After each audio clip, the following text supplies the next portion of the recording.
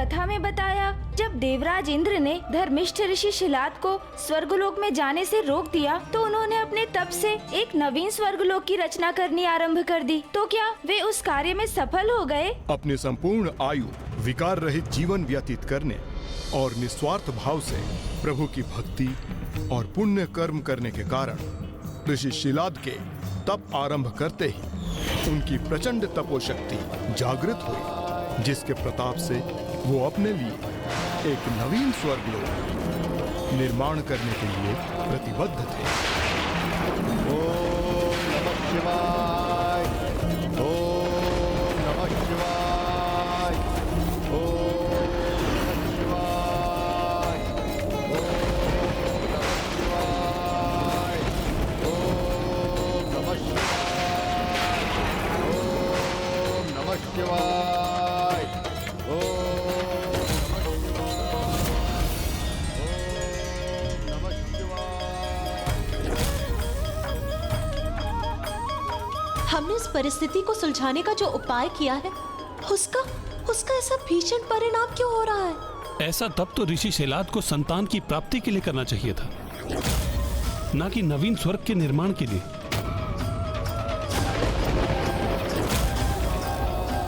इसी का विचार तो मुझे भी चकित और चिंतित कर रहा है देवी पार्वती।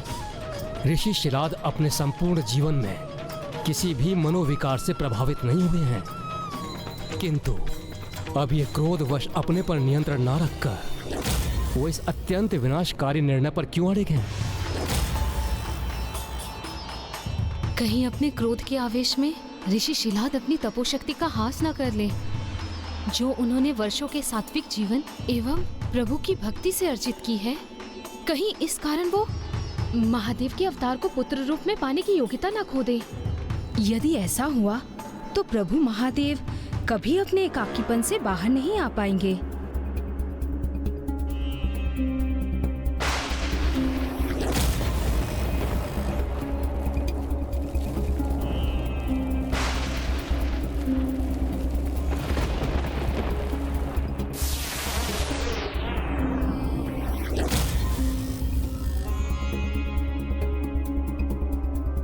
ऋषि शिलाद की तपोशक्ति में तो निरंतर वृद्धि हो रही है। इस प्रकार तो वो किसी अन्य स्वर्ग का निर्माण करने में सफल हो जाएंगे, जो कि बहुत ही अनर्थकारी होगा।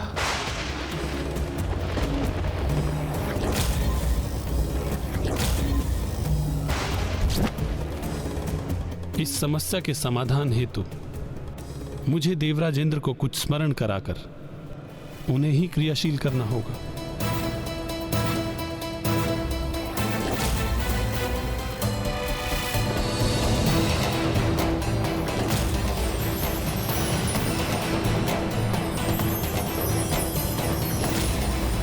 ऋषि विश्वामित्र,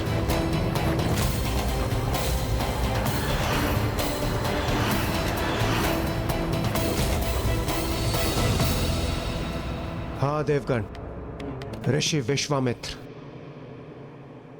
यहां जो घटित हो रहा है उसका कैसा भीषण परिणाम हो सकता है, ये उनसे अधिक किसी और को ज्ञात नहीं हो सकता।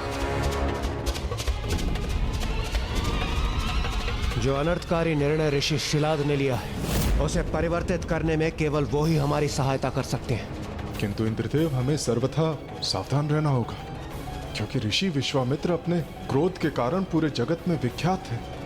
कहीं हमारी सहायता का अनुरोध हमारे लिए कोई नवीन विपत्ति न उत्पन्न कर दे।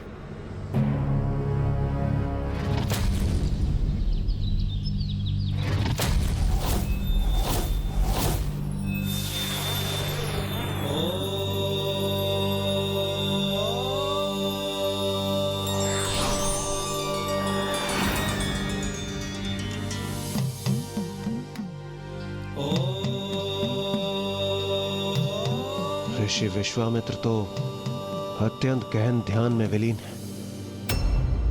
यदि उनके ध्यान से जागृत होने में अधिक समय व्यतीत हो गया और इस अवधि में ऋषि शिलाद का तप अपने चरम पर पहुंच जाए और वो किसी अन्य स्वर्ग का निर्माण करने में सफल हो जाए, तो बहुत बड़ा अनर्थ हो सकता है।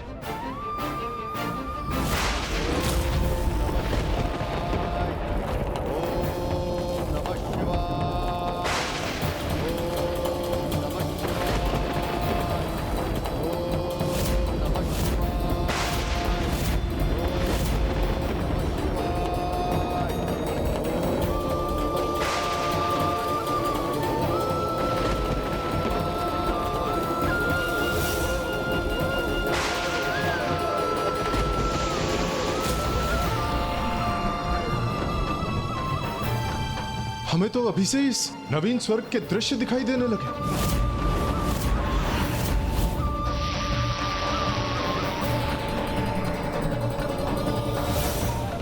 अर्थात किसी भी क्षण ऋषि शिलाद अपने तपोबल से उस नवीन स्वर्ग के निर्माण की प्रक्रिया को आरंभ करने में समर्थ हो जाएंगे। अब तो केवल इंद्रदेव और ऋषि विश्वामित्र ही इस अनर्थ को रोकने में हमारी सहायता कर सकते हैं।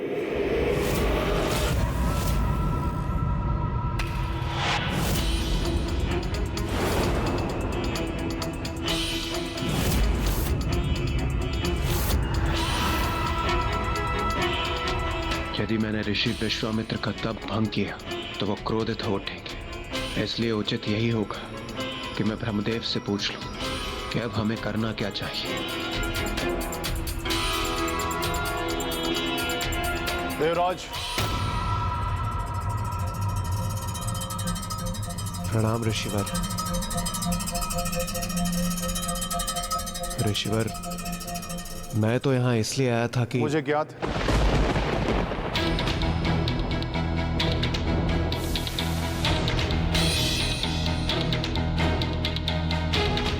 ऋषिवर, वो ऋषि शिलाद। मैंने कहा ना मुझे ज्ञात है देवराज। आप यहाँ क्यों आए?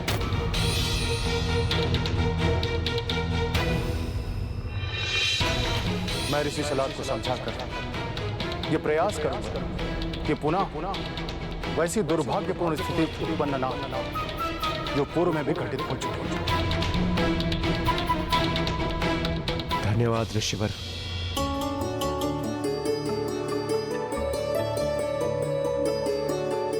पुनः ये भूल ना करें। अर्थात लंकेश, क्या इससे पूर्व भी ऐसी ही भूल हुई थी? हाँ गौरी नंदन, और वो कोई नहीं स्वयं ऋषि विश्वामित्र ही थे जिन्होंने कभी एक नवीन स्वर्गलोक के निर्माण का प्रयास किया था। तभी तो वे ऋषि शिलाद को रोकने के लिए तत्पर भी हो गए।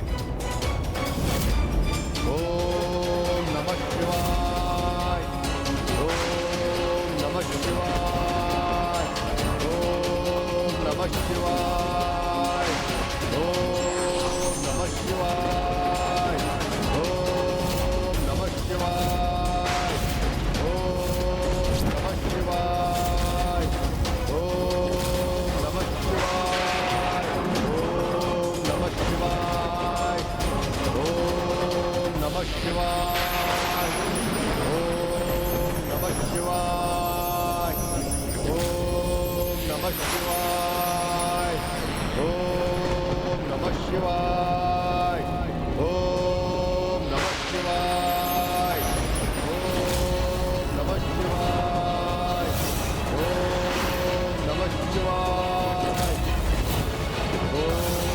नमः शिवाय, ओम नमः शिवाय, ओम नमः शिवाय, ओम नमः शिवाय, ओम नमः शिवाय।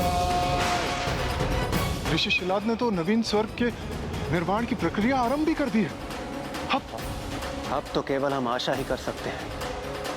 जिस प्रक्रिया का आरंभ ऋषि शिलाद ने किया है उसे ऋषि विश्वामित्र अंत तक पहुंचने नहीं देंगे।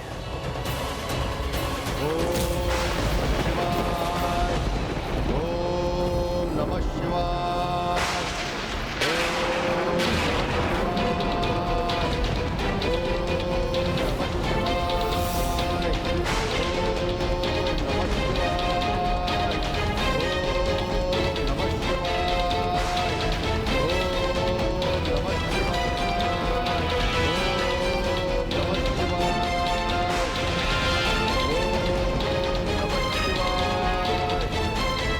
ऋषिवर, जो आप कर रहे हैं उसे रोक दीजिए।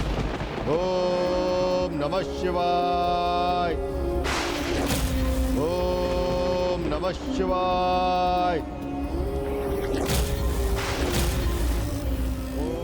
आप तो वो महान ऋषि हैं जिन्होंने आज तक अपना विवेक नहीं खोया, किसी मनोविकार को अपने स्पर्श तक नहीं होने दिया।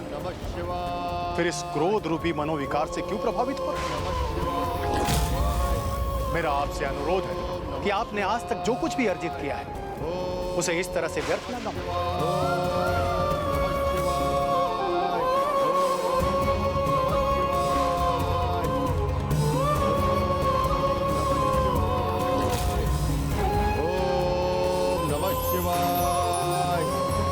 मैं ऋषि विश्वामित्र आपको समझाकर यहाँ पर रोकने हेतु आया हूँ, इसलिए मैं जो कुछ भी कह रहा हूँ आप सुनने की कृपा कीजिए। नमः शिवाय।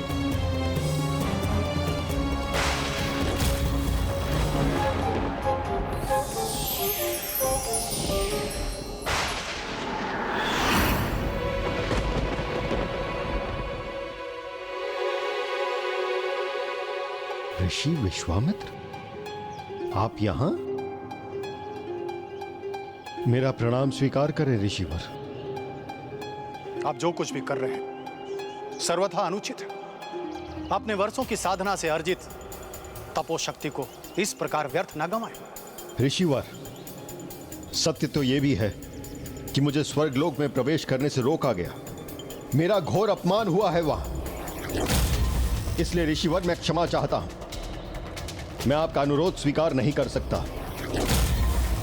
मैं स्वयं के लिए नवीन स्वर्ग के निर्माण के उपरांत ही शांत बैठूंगा। ऐसी भूल मत कीजिएगा ऋषिवर, जो पूर्व काल में मुझसे हो चुकी है। मैंने अपने क्रोध को अपने प्रतिष्ठा का आधार बनाकर स्वर्ग ही नहीं संपूर्ण सृष्टि की प्रतिसृष्टि का निर्माण कर दिया था, और अपने इस भूल के कारण संपूर्ण सृष्टि को संकट में डाल दिया था। ऋषि विश्वामित्र ने सृष्टि की प्रति सृष्टि का निर्माण किया, किंतु वो ऐसा करने पर क्यों प्रेरित हुए लंकेश? क्योंकि इक्ष्वाकु वंश के राजा सत्यव्रत को विश्वास था कि उनके द्वारा धर्म संगत जीवन व्यतीत करने के कारण वो स्वशरीर स्वर्ग में प्रवेश करने, अपनी कामना को पूर्ण करने के अधिकारी थे। इसलिए अपने पुत्र हरिश्चंद्र को अयोध्या के राजा घोषित करने के उपरांत वो अपनी इस इच्छा को पूर्ण करने हेतु सूर्यवंश के कुलगुरु ऋषि वशिष्ठ के समक्ष प्रस्तुत हुए। किंतु उनकी ये इच्छा सुन के सब स्तब्ध रह गए। ये क्या कह रहे हैं आप? पुत्र शक्ति, शांत रहो और अपनी पूजा संपन्न करो। राजन के साथ संवाद कर उन्हें अनुचित और उचित का भेद मैं समझा दूंगा।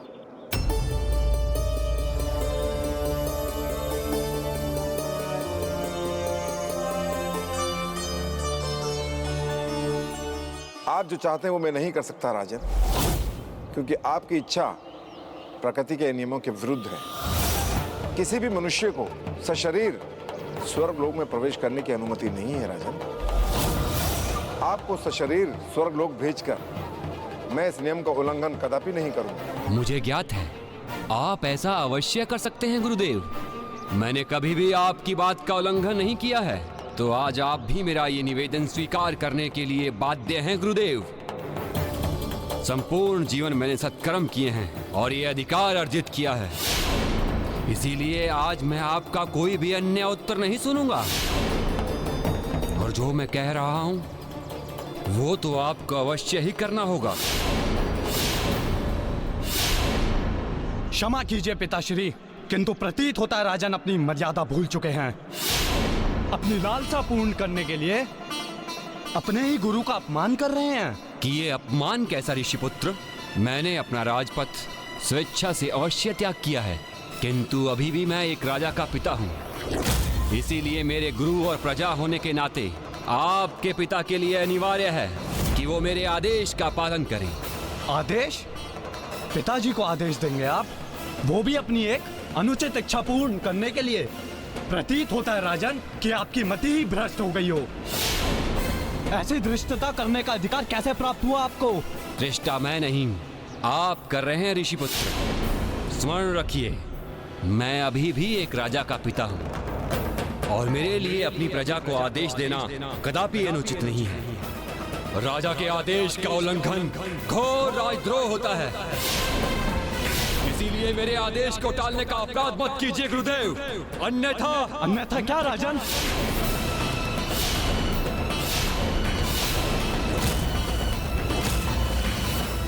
इसके पूर्व की आप ही कुछ करें, मैं ही आपको शापित कर दूंगा।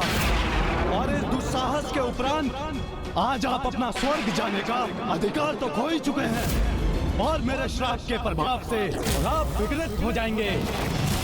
आप आपको त्रिशंकु पुकारा जाएगा और आपको ना ही अपने गृह में स्थान प्राप्त होगा ना बाहर, और आप अपना शेष जीवन इसी प्रकार अपने इस भयंकर रूप में यहाँ वहाँ भटकने पे विवश हो जाएंगे।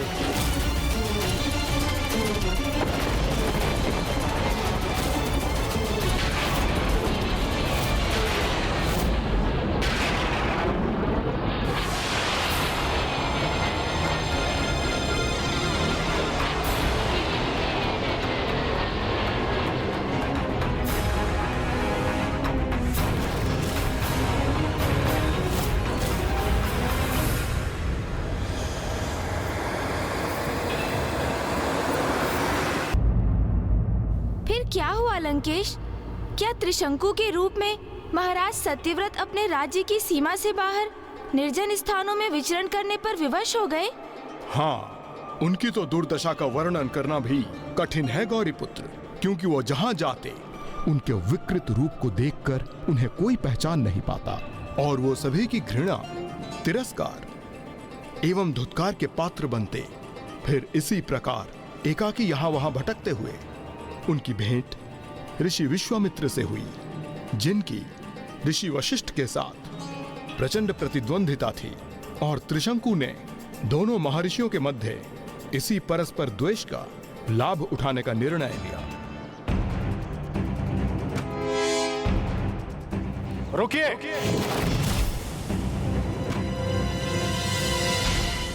मेरे अनुमति के बिना यहाँ प्रवेश करने का दुस्साहस कदापि मत करना।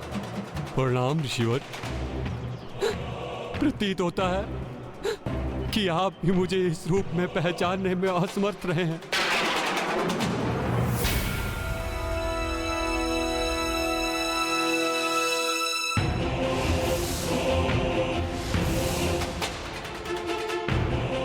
राजा सत्यव्रत, आप यहाँ और इस अवस्था में? ऋषिवर, ऋषिवर, देखिए मुझे। मैंने जीवन भर धर्म का पालन किया और जब मैंने स्वर्ग जाने की इच्छा प्रकट की तो देखिए मेरी क्या दुर्दशा कर दी। देखिए ऋषिवर, जब सभी मुझे पहचानने में असमर्थ थे तब आपने अपनी दिव्य दृष्टि से मुझे पहचाना और इसलिए मुझे विश्वास है कि अब यदि मेरी कोई सहायता कर सकता है तो वो एकमात्र आप हैं। तो मुझ पर कृपा करके तो मुझे सशरीर स्वर्ग भेजने की कृपा करें ईश्वर। राजन, दुर्भाग्यवश ऐसा मैं नहीं कर सकता। नहीं, ऐसा कहकर मुझे निराश मत कीजिए, क्योंकि मैं तो आपके पास बहुत बड़ी आस लेकर आया था। नहीं राजन, आप जो मुझसे चाहते हैं वो कदापि संभव नहीं।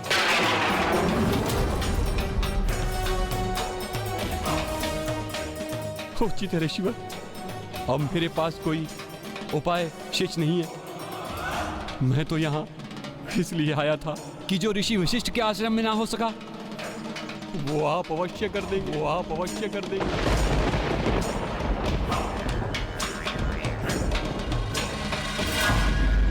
किंतु मुझे क्या ज्ञात था, जिस प्रकार ऋषि वशिष्ठ के आश्रम से हताश होकर मैं निकला था, उसी प्रकार निराश होकर महानतम ऋषि विश्वामित्र के आश्रम से भी प्रस्थान करना होगा।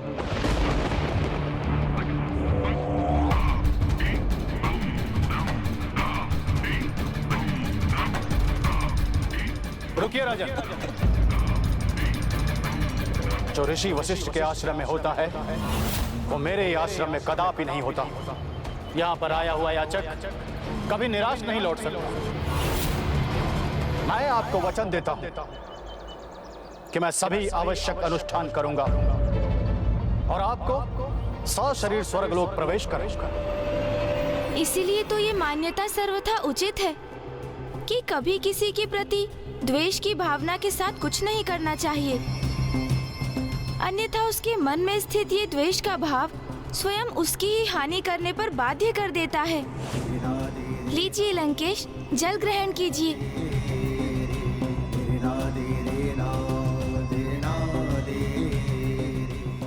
गौरीपुत्र, मेरा साथ पाकर आप भी प्रभु के प्रत्येक अवतारों की प्रत्येक कथा के पीछे छिपे शेष संदेश को समझने में समर्थ हो गए हैं। अवश्य लंकेश, स्वयं की भूल से तो सभी सीखते हैं, किंतु बुद्धिमानी तो इसमें है कि हम दूसरों की ही भूलों से सीख प्राप्त कर अपने जीवन को उनसे सुरक्षित रखें। ऋषि विश्वामित्र भी यही चाहते थे कि ऋषि शिलाद उनकी भूल की कथा सुनकर अपनी भावी भूल से सुरक्षित हो जाएं।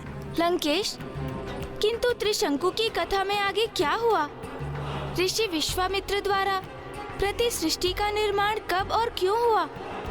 ऋषि विश्वामित्र ने एक यज्ञ आरंभ किया जिससे उत्पन्न शक्तियों के प्रभाव से भूतपूर्व राजा सत्यव्रत त्रिशंकु के रूप में स्वर्ग की ओर उठने लगे। ओम अर्धगाय वीर्यं चंद्रदीप्तं मर्दनं सिंहकागर्भ संभूतं तराहुं नमामि ओम कालाय नमः ओम ऐं ह्रीं हनुमते श्री रामदूताय नमः ओम ऐं ह्रीं हनुमते श्री रामदूताय नमः ओम ऐं ह्रीं हनुमते ओम ऐं ह्रीं हनुमते श्री रामदूताय नमः ओम अर्धगाय वीर्यं चंद्रदीप्तं मर्दनं सिंहकागर्भ संभूतं तराहुं नमामि ओम कालाय नमः ओम ऐं ह्रीं हनुमते श्री रामदूताय नमः ओम ऐं ह्रीं हनुमते श्री रामदूताय नमः ओम ऐं ह्रीं हनुमते श्री रामदूताय नमः ओम अर्धगाय वीर्यं चंद्रदीप्तं मर्दनं सिंहकागर्भ संभूतं तराहुं नमामि ओम कालाय नमः ऐं ह्रीं हनुमते श्री रामदूताय नमः ओम ऐं ह्रीं हनुमते श्री रामदूताय नमः ओम ऐं ह्रीं हनुमते श्री रामदूताय नमः।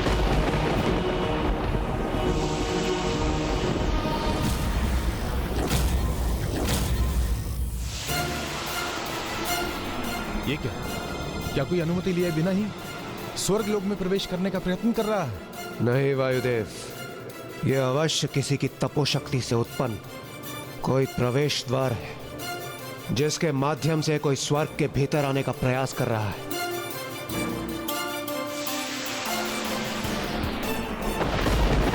ये अवश्य असुर गुरु शुक्राचार्य ही हैं जो पुनः किसी और असुर को स्वर्ग भेजने का प्रयत्न कर रहे हैं। ये जो कोई भी है मुझे इसी क्षण से रोकना होगा।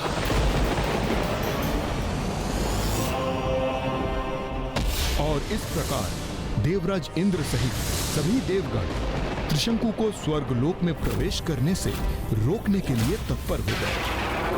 अब जहां एक ओर समस्त देवगण किसी भी प्रकार से त्रिशंकु को रोकने के प्रयास में थे, तो वहीं दूसरी ओर ऋषि विश्वामित्र किसी भी दशा में त्रिशंकु को स्वर्गलोक भेजने के लिए अडिग थे। और फिर इसी द्वंद्व के परिणाम स्वरूप त्रिशंकु मध्य में ही स्थित होकर अधर में ही उलझ गए, जिससे वो कभी ऊपर जाए तो कभी नीचे चले आते।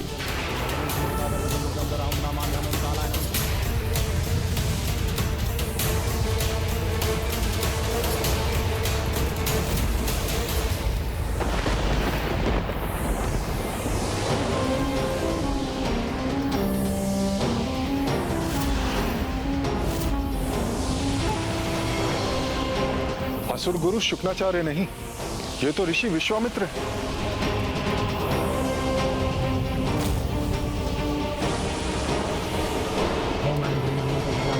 ओम ऐं ह्रीं हनुमते श्री रामदूताय नमः ओम ऐं ह्रीं हनुमते श्री रामदूताय नमः ओम अर्धगाय वीर्यं। हे महर्षि, हमें आपसे कोई द्वेष नहीं है और हम आपके विरुद्ध कदापि नहीं जाना चाहते, किंतु इस समय हम एक बहुत ही बड़े धर्म संकट में हैं। हम किसी भी मनुष्य को सशरीर स्वर्ग में प्रवेश करने की अनुमति कदापि नहीं दे सकते। इसलिए आपसे निवेदन है, आप अभी और इसी क्षण अपने इन प्रयासों को रोक दें। देवराज इंद्र, मैंने त्रिशंकु को वचन दिया है कि ऋषि वशिष्ठ के समान उसे अपने आश्रम से निराश नहीं लौटने दूंगा। मैं उसे सशरीर स्वर्गलोक अवश्य पहुंचाऊंगा। मेरा वचन और उसकी मर्यादा कदापि भंग नहीं होने दूंगा। यदि आप उसे अपने स्वर्गलोक में आने की अनुमति नहीं दे सकते, तो मैं एक नवीन स्वर्गलोक ही नहीं, एक नवीन सृष्टि अर्थात सृष्टि की प्रतिसृष्टि का निर्माण करूंगा, जिस पर उसी का एक छत्र राज्य होगा, जिस पर उसी का एक छत्र राज्य होगा।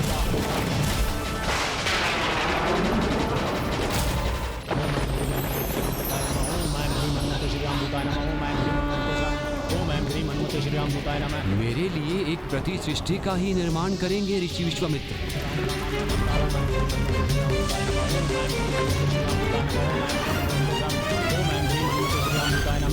ओम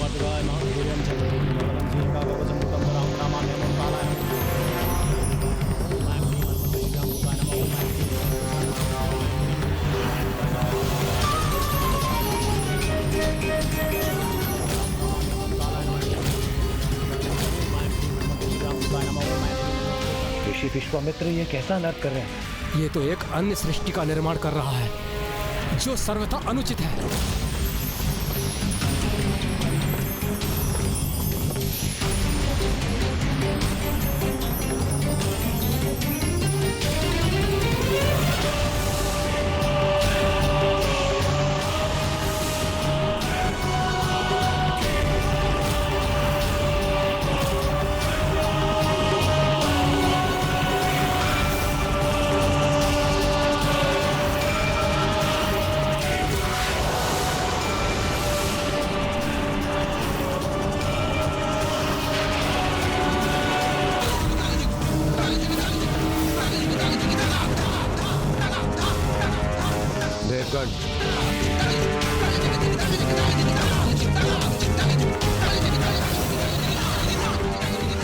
इस प्रकार तो बहुत बड़ा असंतुलन उत्पन्न हो जाएगा। समस्त ब्रह्मांड के नष्ट होने की संभावना जागृत हो जाएगी। हमें ऋषि विश्वामित्र के समक्ष प्रकट होकर इस अनर्थ को रोकने का अनुरोध करना चाहिए। यही उचित होगा।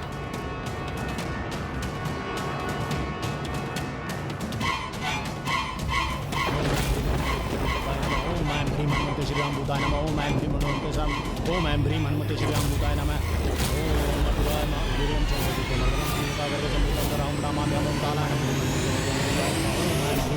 राम दूताय नमः। ओम ऐं ह्रीं हनुमते श्री राम।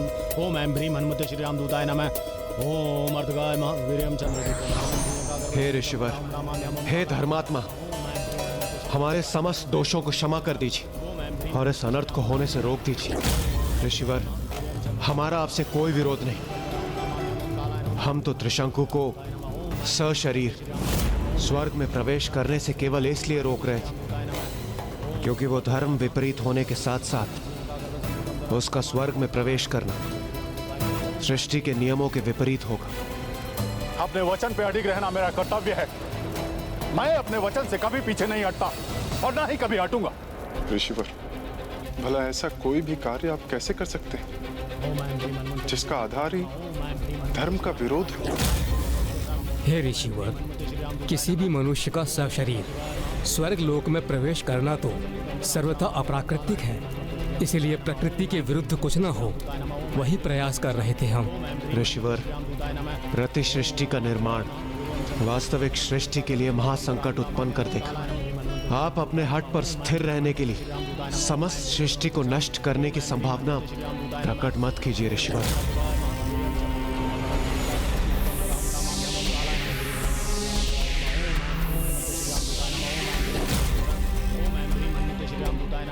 ऋषिवर, हम सभी देवता आपके सामने नतमस्तक होकर एक बार पुनः विनती करते हैं कि आप जो कर रहे अथवा करने जा रहे उसका कितना विनाशकारी प्रभाव होगा, उसे समझने का प्रयास कीजिए। अपने तपोबल को ऐसे सृष्टि के नियमों का उल्लंघन करने में व्यर्थ मत कीजिए।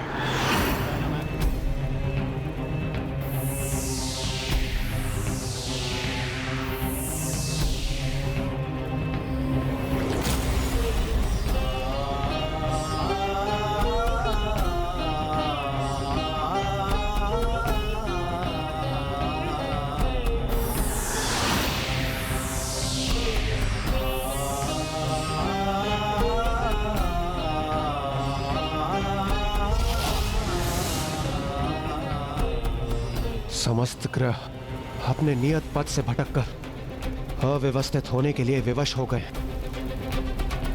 क्या ये सृष्टि के रचयिता ब्रह्मदेव का अपमान नहीं होगा?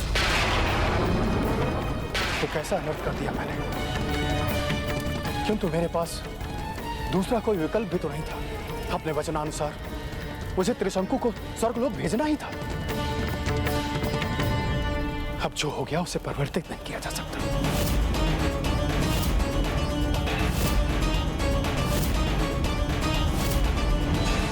उस भूल को सुधारा नहीं जा सका था।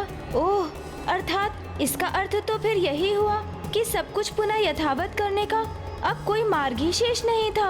और अब तो ऋषि शिलाद भी वही भूल करने जा रहे थे। यदि उनसे इतनी बड़ी भूल हो जाती, फिर वे तो प्रभु महादेव के पिता बनने के सौभाग्य से ही वंचित रह जाते। किंतु फिर इसका निवारण क्या था लंकेश?